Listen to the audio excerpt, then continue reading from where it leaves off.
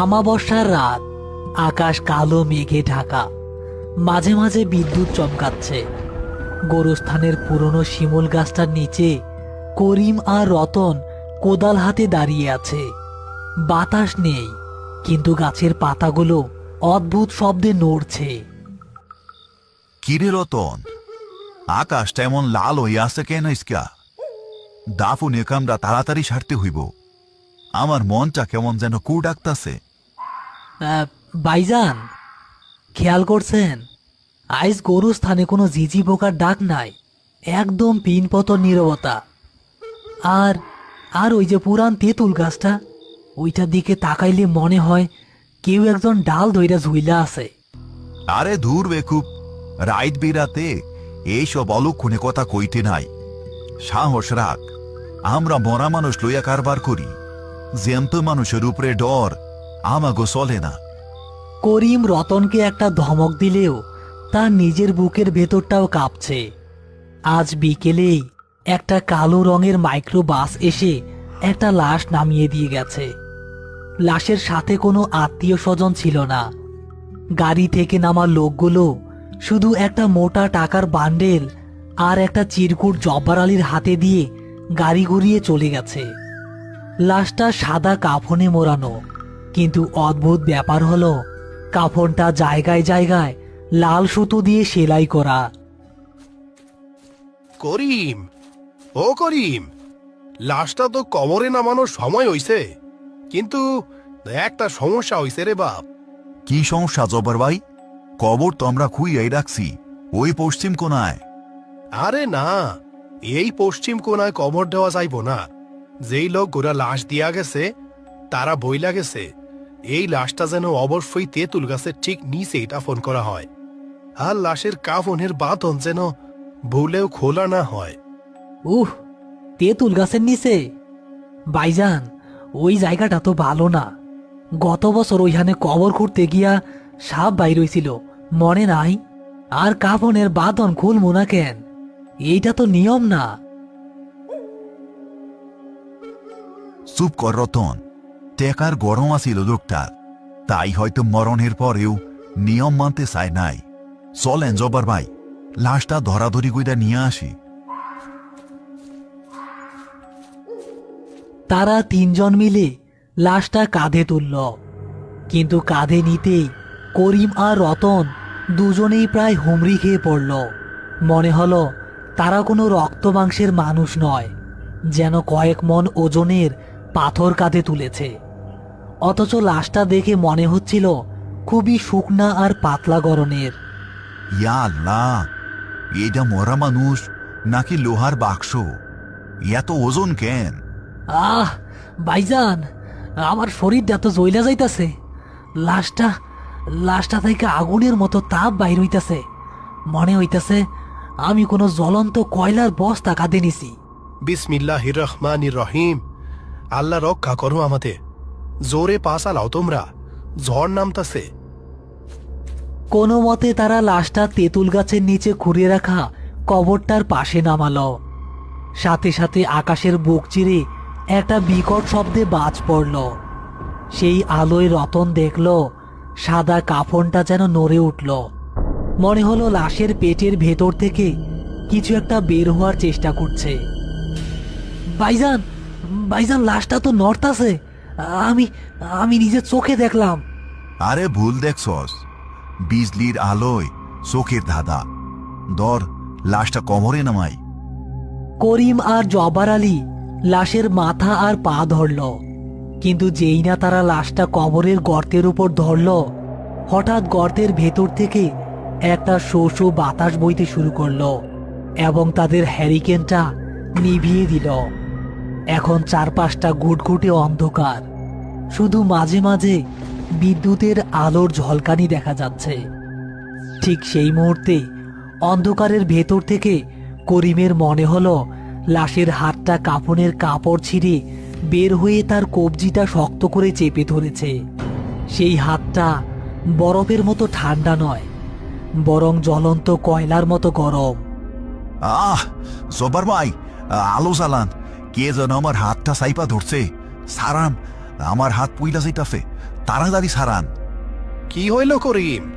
দাঁড়াও দাঁড়াও, আমি জ্বালাইতাছি। কিন্তু এই দেশলাইয়ের কাঠিটা তো জ্বলে না। ভাইজান, ভাইজান গো, কবরের দিকে তাকান।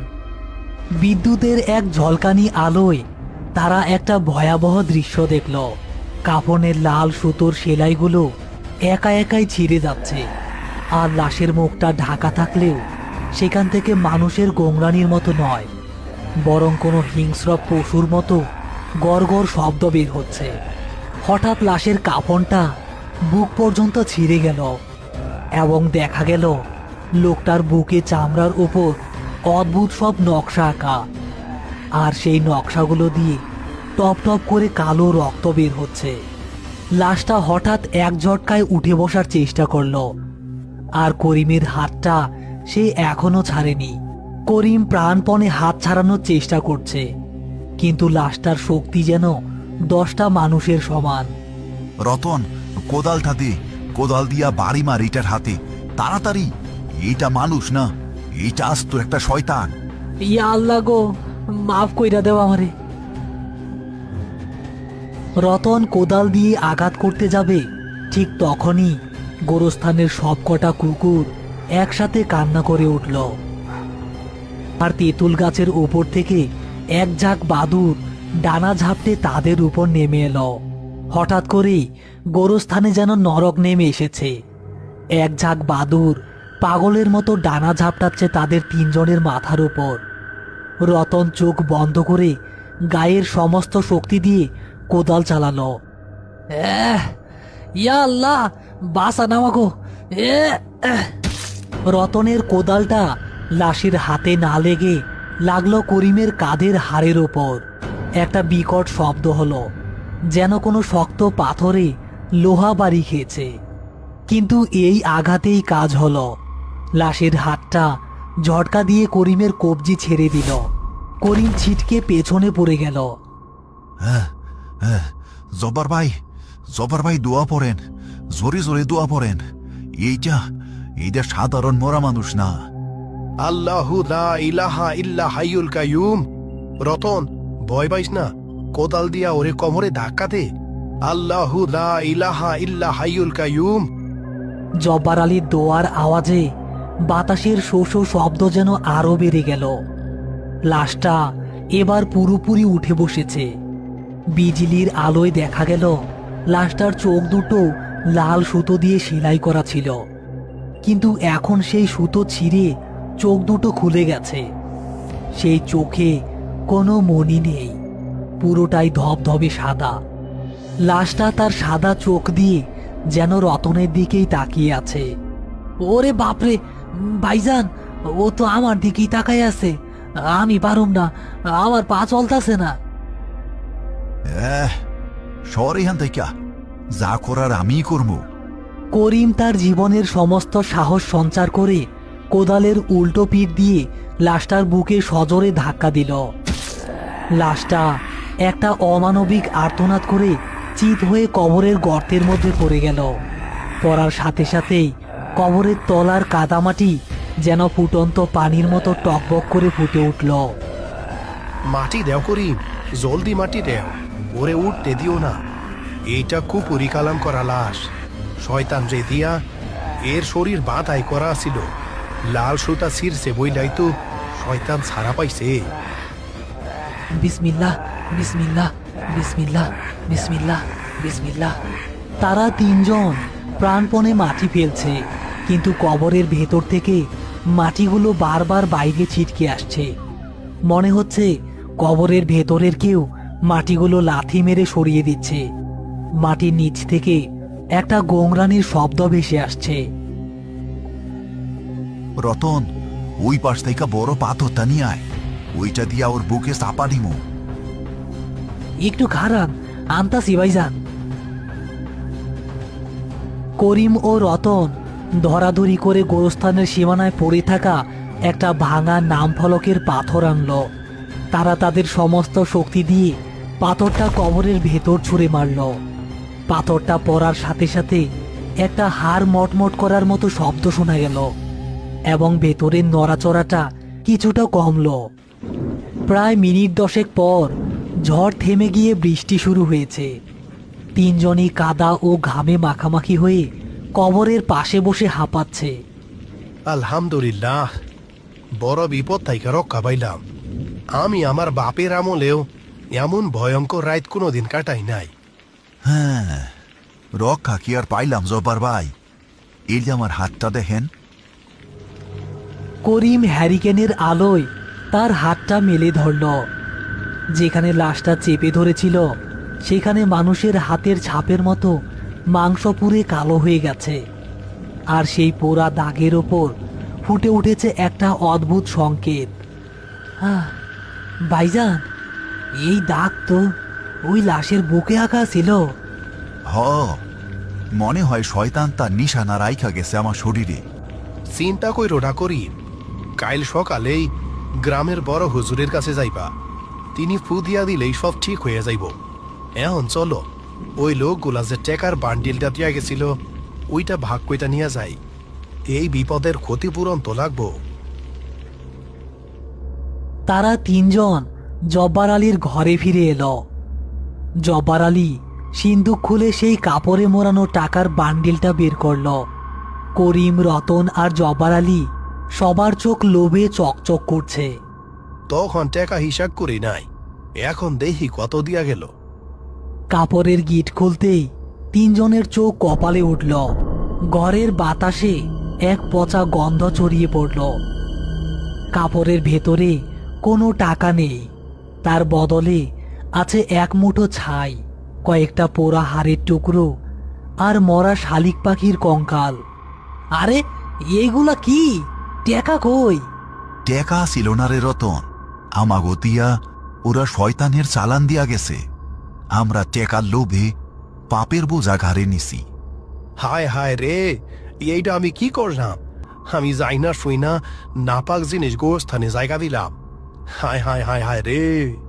ওই দেখেন জব্বার ভাই, জানালার বাইরে গোরস্থানের সেই তেঁতুল গাছটার নিচে অন্ধকারে দুটো লাল বিন্দু জ্বলছে। মনে হচ্ছে কেউ একজন নতুন কবরের উপর বসে তাদের দিকেই তাকিয়ে হাসছে। খেলা শেষ হয় নাই রে রতন, খেলা মাত্র শুরু হইল। এই দাগ আমার হাতে এমনি এমনি আসে নাই। হ্যালো প্রিয় বন্ধুরা, আশা করি আজকের ভয়ঙ্কর গল্পটি আপনাদের ভালো লেগেছে। যদি ভিডিওটি দেখে ভয়, রোমাঞ্চ বা মজা পেয়ে থাকেন তাহলে অবশ্যই একটি লাইক দিয়ে আমাদের পাশে থাকুন। এমন আরও নতুন নতুন ভয়ঙ্কর ভূতের কার্টুন ও গল্প সবার আগে পেতে এখনই আমাদের চ্যানেলটি সাবস্ক্রাইব করে রাখুন। আজকের প্রশ্ন, জব্বার আলীর কাছে যে লাশটি দিয়ে গিয়েছিল সে লোকগুলো লাশটি কোথায় দাফন করার কথা বলে গিয়েছিল? আপনার সঠিক উত্তর ও আপনার নাম কমেন্ট করে লিখুন। যারা আজকের প্রশ্নের সঠিক উত্তর দেবেন তাদের নাম সবার আগে পরের ভিডিওতে মেনশন করা হবে। গত ভিডিওতে সর্বপ্রথম কমেন্ট করেছিলেন জিয়ন সারিকা ও তামিম হাসান, আর গত সপ্তাহের ভিডিওতে বলা প্রশ্নের যারা সঠিক উত্তর দিয়েছিলেন তারা হলেন সমীর, রোহি, মিস্টার সজীব ইসলাম, মোহাম্মদ মাহাদি হাসান, ইয়াসিন, শরীয়তপুর থেকে তোয়া, মোহাম্মদ জোবায়ের ইসলাম ময়মনসিং থেকে, লিমন চাঁপাইনবাবগঞ্জ থেকে, জান্নাত সুলতানা, পূর্ণিমা মণ্ডল পূর্ব বর্ধমান থেকে, শায়না ব্রাহ্মণবাড়িয়া থেকে, বোরহান শিকদার, এমডি কুতুব, জান্নাতুল তাসমিয়া, এনামুল সৌদি থেকে, রুদ্র চট্টগ্রাম থেকে, এমদাদুল ব্রাহ্মণবাড়িয়া থেকে, নুসরাত জাহান মিম সিলেট থেকে, শিশির গাজীপুর থেকে, রবিউল বগুড়া থেকে, মোসাম্মদ আয়না আক্তার জয়পুরহাট থেকে, অঞ্জনা মণ্ডল, হাসান শেখ, পবিত্র কুমার, আয়মান মুসা বরিশাল থেকে ও আরো অনেকেই। আপনাদের ভালোবাসা ও সাপোর্ট আমাদের আরো ভয়ঙ্কর ও আরো ভালো গল্প বানাতে উৎসাহ দেয়। সবাই ভালো থাকবেন। আবার দেখা হবে আগামী শুক্রবারে ভয়ঙ্কর কোনো গল্পে।